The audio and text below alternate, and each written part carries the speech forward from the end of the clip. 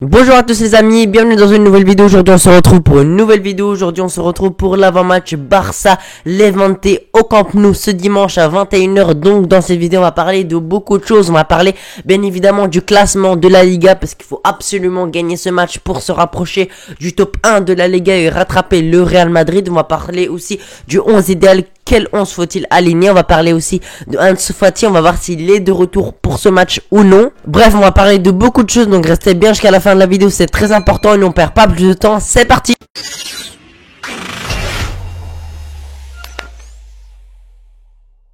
Les amis, avant de commencer la vidéo très rapidement, j'aimerais vous présenter un des maillots que Mayogo m'a envoyé, un très beau maillot du PSG, donc il est vraiment d'excellente qualité, vous pouvez le voir en tant que logo, flocage, etc. C'est vraiment de la qualité. Si vous voulez vous procurer un de ces maillots, n'hésitez pas, c'est en description, moins 15% avec le code AYT, n'hésitez pas, c'est dans la description. Vous avez des maillots de tous les clubs, des survêtements, bref, n'hésitez pas, c'est en description. Le Barça fait un match nul 1-1 contre Francfort. Le Barça a réussi à arracher le match nul. Donc un match nul à l'extérieur, c'était pas un si mauvais résultat que ça. Maintenant le Barça va affronter Levante au Camp Nou à 21h. Le Barça doit absolument gagner ce match déjà pour enchaîner les victoires en Liga. On doit sur 6 victoires environ en Liga d'affilée. Ça fait vraiment plaisir. Il faut continuer à prendre les 3 points. Il faut continuer à enchaîner, car voilà, il faut rattraper déjà le Real Madrid qui commence à devenir loin, qui commence à être loin. Mais le Real, je suis convaincu, je pense qu'ils vont perdre des points, et c'est pour ça qu'il faut pas perdre de points, parce que si jamais on commence à perdre des points bêtement, on peut dire au revoir à la Liga. Déjà sur Séville, on va parler un peu plus tard, mais on est vraiment, on a dépassé Séville selon moi, parce qu'on a que 3 points de retard avec 2 matchs en moins. Donc si on gagne ce match là, on sera déjà deuxième, et si on gagne notre match en retard contre le Rayo Vallecano au Camp Nou, je le rappelle, tout simplement on sera deuxième, et on sera plus qu'à 9 points tout simplement du Real Madrid. Donc ce sera vraiment très important de gagner ce match, surtout que Levante ne va pas très bien. Voilà, ils sont 19e de Liga 1 ou 18e de Liga, je me rappelle plus très bien. On va regarder un peu plus tard dans la vidéo le classement, on va regarder en détail. Mais Levante va pas très bien, ils encaissent beaucoup de buts, ils perdent beaucoup, ils se battent pour tout simplement rester en Liga, et ça commence vraiment à devenir compliqué pour eux. Levante va se battre bien sûr pour ce match, ils doivent rester en Liga, c'est leur objectif, et c'est pour ça que ça va pas être simple. Ils vont simplement, je pense qu'ils vont défendre, même si c'est une équipe de base qui joue le football, qui essaye de pratiquer un beau football. Je pense que ils ont un peu abandonné cette idée. Maintenant, leur idée, tout simplement, c'est de prendre des points pour se maintenir en Liga, et c'est assez normal. Je pense qu'ils vont venir au Camp Nou, tout simplement, avec un bloc assez bas. Ils vont laisser peu d'espace aux attaquants du Barça. Et on a vu que le Barça va de mieux en mieux contre les petites équipes qui laissent tout simplement pas d'espace. On a vu contre Osasuna, par exemple, qui est une petite équipe de Liga. On a réussi à leur mettre 4 buts, 4-0. Ou l'Athletic Bilbao, on a mis 4-0 également. C'est pas une petite équipe, l'Athletic Bilbao, mais c'est une équipe qui laisse très peu d'espace, qui joue bloc bas. Et on voit que le Xavi a trouvé la solution face aux petites équipes. Maintenant le Barça va beaucoup mieux contre les petites équipes. On a vu que ce début de saison là avec Coman, c'était vraiment très compliqué, parce que le Barça se crée très peu d'occasions, et c'était vraiment très compliqué de trouver des brèches dans le bloc adverse qui était vraiment très bas. Maintenant, actuellement, le Barça va beaucoup mieux contre ces équipes qui jouent comme ça, et ça fait vraiment plaisir, parce que c'était vraiment frustrant de voir une équipe, voilà, comme Osasuna ou Cadiz, qui jouait vraiment très très bloc bas, qui laissait pas d'espace, qui jouait en contre-attaque, qui dégageait les ballons, qui perdait le temps, même si ils gagnaient pas. Donc ça fait vraiment plaisir de voir que Xavi a trouvé la solution. Mais attention, ça va pas être simple contre Levante. C'est une très bonne équipe qui joue au football en difficulté. En ce moment, ils sont en difficulté, mais je pense qu'ils peuvent nous sortir un bon match. Après, on va voir ce que ça va donner, mais en tout cas, l'objectif est clair, c'est de gagner, de prendre ces 3 points. Personnellement, je suis pas inquiet du match nul contre Francfort 1-1. Après les changements, on a vu que Ousmane Dembélé et De Jong sont vraiment cruciaux pour le Barça. Dès qu'ils sont rentrés, ça allait beaucoup mieux. On a réussi à marquer un but, on a failli marquer un deuxième but, on a failli gagner. Surtout qu'on perdait 1-0. Francfort est vraiment une très bonne équipe. À l'extérieur à Francfort, c'est vraiment compliqué, très bonne ambiance, c'est une très bonne équipe. Donc moi, je suis pas inquiet. 1-1, c'est vraiment un bon résultat à l'extérieur. Après, au Camp Nou, le Barça est très bon au Camp Nou. Le Camp Nou redevient un stade où c'est très compliqué de gagner. Donc je pense qu'on a vraiment toutes nos chances pour se qualifier en demi-finale d'Europa League. Donc moi, je suis pas inquiet. Le Barça a pas sorti un très mauvais match. Je pense que à partir de la 60e minute, voilà, la dernière demi-heure, le Barça était vraiment très bon. Après, le début de match, la deuxième mi-temps, c'était un peu compliqué. Mais le Barça peut pas sortir sortir que des grands matchs. Donc moi je suis pas inquiet, je suis sûr que le Barça fera un bon match contre Levante et on espère qu'on prendra les 3 points. Les amis, j'ai dit que le Barça était au Camp Nou, mais malheureusement non, je me suis trompé, mais vous m'avez compris, Levante, ça prend beaucoup de buts, même chez soi, ça prend pas mal de buts. Donc ça change pas grand chose à la donne. En tout cas, il va falloir absolument gagner. Maintenant les amis, c'est parti pour regarder le classement de la Liga. Alors les amis, c'est parti pour le classement de la Liga. Donc si on regarde Levante, ils sont vraiment en difficulté et risquent d'aller en deuxième division espagnole, malheureusement pour eux, parce que ils ont vraiment du retard sur les autres. Ils sont 19e, c'est vraiment très compliqué. Je pense que voilà, s'ils continuent à perdre comme ça, je pense que leur avenir est scellé. Ils iront en deuxième division. En tout cas, moi, je pense qu'ils iront en deuxième division. Ils ont vraiment trop de retard pour rattraper ça. Même si c'est une équipe que j'apprécie plutôt bien, ils jouent plutôt bien au football. Mais malheureusement, ils n'ont pas de niveau pour la première division et ils vont partir en deuxième division. Pour le Barça, 3 points de retard sur Séville, sachant qu'on a 2 matchs de moins de retard. Donc si on gagne ce match-là, on sera devant Séville à égalité.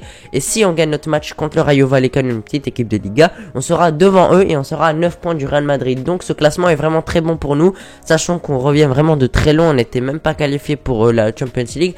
Et là, on est de mieux en mieux. On va passer devant Séville si on gagne ce match. Et on se rapproche de plus en plus du Real Madrid. Et puis pour la Liga, si on veut gagner cette Liga, il faut compter sur le Real Madrid pour perdre des points. Malheureusement, je vais pas trop m'attarder là-dessus. Voilà, le Real Madrid... Voilà, ils ont gagné leur match contre le Celta Vigo 2-1, sachant qu'ils ont eu 3 pénaltys dans le même match. Voilà, 2 pénaltys, dont 2 pénaltys vraiment quasiment donnés, 2 pénaltys quasiment imaginaires, j'ai envie de dire. Mais bon, c'est le Real Madrid. Il faut espérer que voilà, ils font des mauvaises performances et qu'ils perdent des points si on veut espérer cette Liga, surtout qu'il reste pas énormément de matchs, mais moi en tout cas j'y crois toujours. Avant de parler du 11 idéal, on va regarder la forme des deux équipes. On va commencer par celle du Barça, 4-0 contre Osasuna, 2-1 contre Galatasaray, une victoire 4-0 contre le Real Madrid, une victoire 1-0 contre le FC Séville, un match nul 1-1 contre Francfort et maintenant on va affronter Levante. Donc la forme du Barça est vraiment quasiment parfaite, hormis le match nul 1-1. Sachant que voilà, c'est à l'extérieur, pas très simple de gagner là-bas. Donc on est vraiment sur une forme excellente. En tout cas en Liga, on est sur une forme incroyable. On enchaîne que des victoires, on gagne tout le temps. On est vraiment monstrueux en Liga. Maintenant, il manque plus que l'Europa League. Il va falloir se qualifier pour le retour. Mais pour ça, on fera un avant-match, bien évidemment. Donc en tout cas, la forme du Barça est vraiment excellente. Et il faut continuer ainsi. Ça fait vraiment plaisir de voir le Barça continuer comme ça, à enchaîner des victoires. Parce que, souvenez-vous, voilà, sous Koeman, en début de saison, on avait vraiment beaucoup de mal même à gagner 2 matchs de suite en Liga. Donc ça fait vraiment plaisir de voir le Barça comme ça en forme. Maintenant on va passer à la forme de Levante. 1-1 contre le Celta Vigo, 3-0 contre Elche, défaite 3-1 contre l'Athletic. Et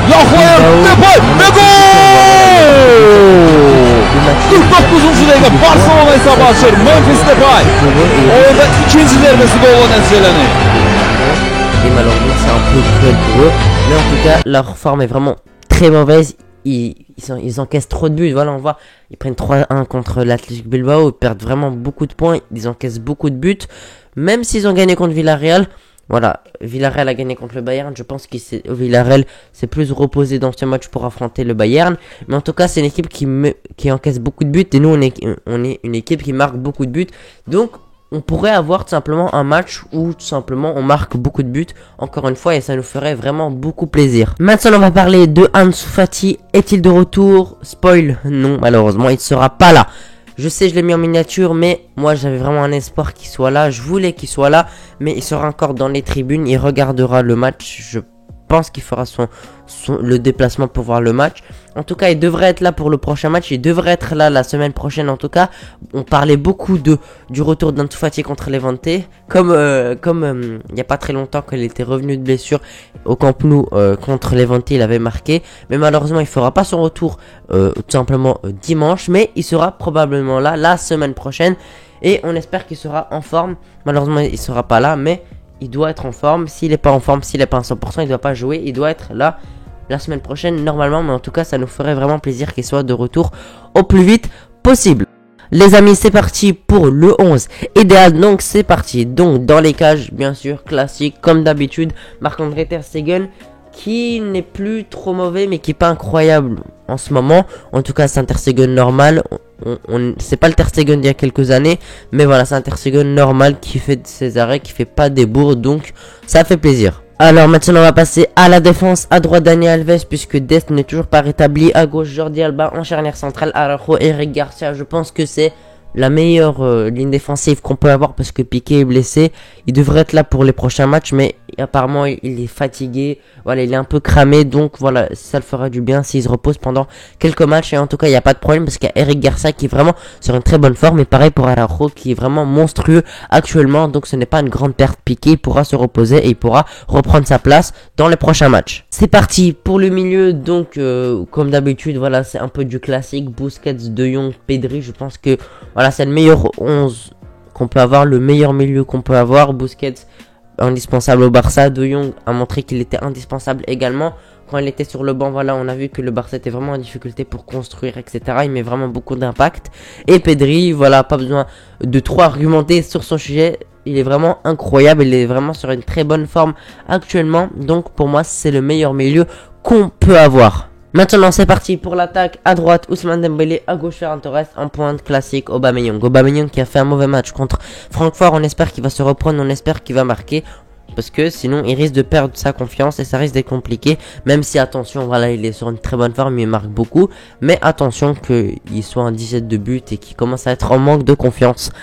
Ferran Torres, basique, même s'il marque pas tout le temps, il a encore marqué contre Francfort, même s'il rate, il est vraiment très important dans le jeu, il marque assez souvent, même s'il y a quand même de grands ratés, il peut vraiment marquer beaucoup plus de buts. Et Ousmane Dembélé qui est vraiment indispensable au Barça, dès qu'il est rentré contre Francfort, il a été quasiment indécisif, il est vraiment très bon, donc Ousmane Dembélé tout simplement titulaire, très important, il est indispensable au Barça. Voilà les amis, j'espère que vous avez apprécié ma vidéo, j'espère que vous avez apprécié l'avant-match. Si vous l'avez apprécié, n'oubliez pas de lâcher votre pouce bleu, ça me ferait vraiment beaucoup plaisir. C'était mon 11, n'hésitez pas à donner le vôtre dans les commentaires, ça me ferait vraiment beaucoup plaisir. N'hésitez pas à me donner votre pronostic dans les commentaires. Également, moi je vois une victoire du Barça. Allez, c'est à l'extérieur, étant donné que c'est à l'extérieur, je vois une victoire 2-0 du Barça. Voilà, en tout cas c'est mon pronostic. Je vois pas une victoire très simple non plus parce que c'est à l'extérieur. Levante va tout donner pour prendre quelques points. Donc je vois pas une victoire très simple non plus, mais je vois quand même une victoire assez nette où on marque 2 buts et on domine tout le match comme d'habitude. Merci d'avoir regardé la vidéo jusqu'ici, on se retrouve pour une prochaine vidéo. Je vous souhaite une très bonne journée. Ciao.